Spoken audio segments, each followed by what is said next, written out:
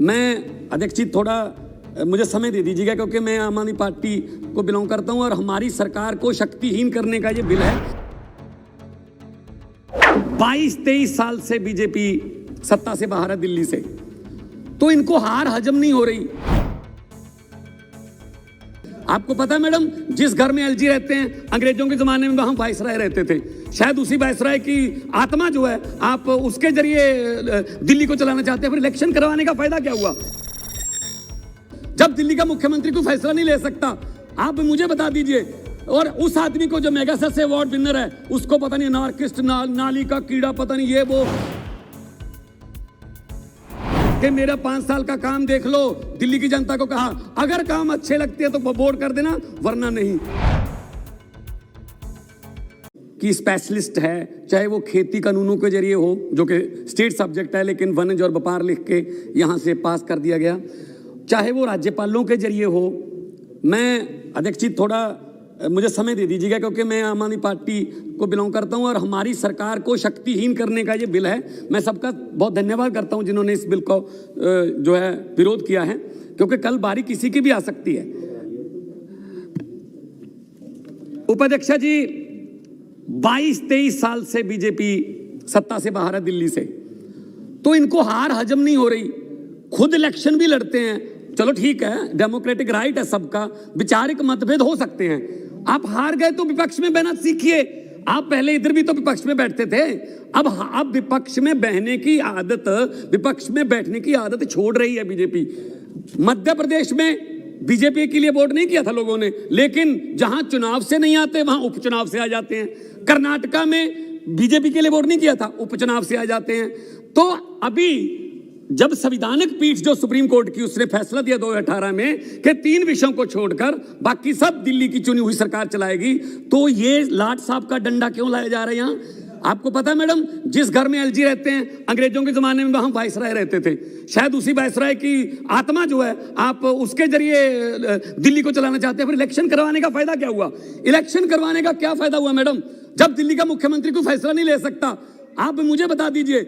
और उस आदमी को जो मेगासेस अवार्ड विनर है, उसको पता नहीं नार्किस्ट, नाली का कीड़ा, पता नहीं ये वो ऐसा आदमी है जिसने कहा कि मेरा 5 साल का काम देख लो। दिल्ली की जनता को कहा अगर काम अच्छे लगते हैं तो वोट कर देना, वरना नहीं। आप कर सकते हैं, इसके लिए जिगरा चाहिए। आप कहते हैं ये तो जुमले थे, वह 15 लाख ये काला धन जुमले थे। इसलिए मैं ये कहता हूं, अपने मैनिफेस्टो में पूर्ण राज्य की बात करते रहे। आडवाणी जी बात करते रहे, वो अलग बात है, उनकी बात के आप हर बात उल्ट चलते हो। शायद आडवाणी जी की याद दुखी हो रहे होंगे कि ये क्या हो रहा है। असल में क्या हुआ, जब दुखी किस बात से, 2-3 बार तो मुख्यमंत्री के घर पे दरोगे भेज के रेड करवा दी। पहले हमसे एंटी करप्शन ब्यूरो छीन ली। अब क्या दिक्कत है भाई? आपको क्यों विपक्ष में बैठने से दिक्कत क्या है? आपकी 8 सीटें हैं, 8 एमएलए हैं, वहां रखें। आपने यहाँ पे, बिट्टू जी बैठे हैं, आपने यहाँ पे कांग्रेस को जो एलओपी का दर्जा नहीं दिया, लेकिन हमने, जब आपके 3 थे ना, उसको भी एलओपी बनाने का दर्जा दिया था कि लोकतंत्र है, भले ही 3 है, हालांकि परसेंटेज के मुताबिक वो बहुत कम थी। तो मैं ये कहना चाहूंगा, जब हमने स्टेडियम नहीं दिए किसानों को, वहां पे आप जेल बनाने के लिए स्टेडियम मांगे थे, तब से हमारे मुख्यमंत्री पर और हमारी सरकार से नाराज चल रहे हैं। जनाब कौन चलाता है सरकार, ये तो सबको पता है। तो आप मुझे ये बता दीजिए, मेरे सामने बैठे हैं साक्षी महाराज जी, इनका बयान पिछले कुछ दिन पहले का कि अब देश में चुनाव ही नहीं होने चाहिए। कल यही भी बिल ले आओगे कि देश में चुनाव नहीं होंगे, पुतिन की तरह 2036 तक मोदी रहेगा। हैं ये फेडरल स्ट्रक्चर कह रहे हैं आप किसको? मैडम मीनाक्षी जी, आप कह रहे हैं फेडरल स्ट्रक्चर से अब हमारा देश नहीं चल रहा, तो कब? आप मुझे बता दीजिए, तानाशाही से चलेगा क्या? तानाशाही से चलेगा क्या? आप वकील हो, इसका मतलब ये नहीं है आप वकील हो, इसका मतलब ये नहीं है क्या आप यहाँ केस लड़ रहे हो। आप लोकतंत्र की हत्या कर रहे हो। अरे कल आप कह दोगे कि जो राज्यसभा में चुने हुए दिल्ली के 3 सांसद हैं, वो किसी वोटिंग में भी नहीं हिस्सा ले सकते, वो किसी डिबेट में नहीं आ सकते, क्योंकि वो तो उन एमएलए ने चुने हैं जिनके पास शक्ति नहीं है। ये किस तरफ लेके जा रहे हैं देश को आप? थोड़ा बहुत तो ख्याल कीजिए।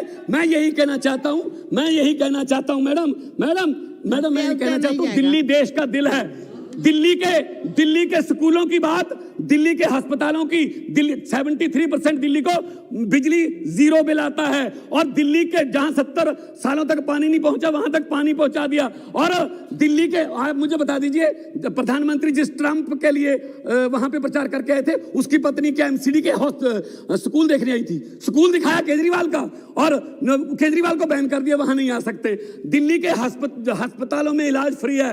दिल्ली में एक जज का बेटा, एक रिक्शे वाले का बेटा और एक डिप्टी कमिश्नर का बेटा एक ही बेंच पर पढ़ रहे हैं, क्योंकि केजरीवाल ने, मनीष सिसोदिया ने, ये शिक्षा जो है प्रणाली। मैडम 1 मिनट तो दे दीजिए, जितनी देर मीनाक्षी जी घंटी के बाद बोली थी वो तो दे दीजिए। इनको क्या हो रहा है? आप दिल्ली को तानाशाही तरीके से लाट साहब के डंडे से चलाना चाहते हो। बिल्कुल गैर संवैधानिक है, बिल्कुल संविधान की हत्या है, ये लोकतंत्र की हत्या है, और इस बिल को तुरंत वापस लेना चाहिए, ताकि आप अगली बार तुम जीतिए ना भाई, अगली बार तुम जीतिए ना। पहली बार हुआ है मैडम लास्ट में पहली बार हुआ है देश की हिस्ट्री में कि 90% से ज्यादा बहुमत लेके कोई सरकार आई है।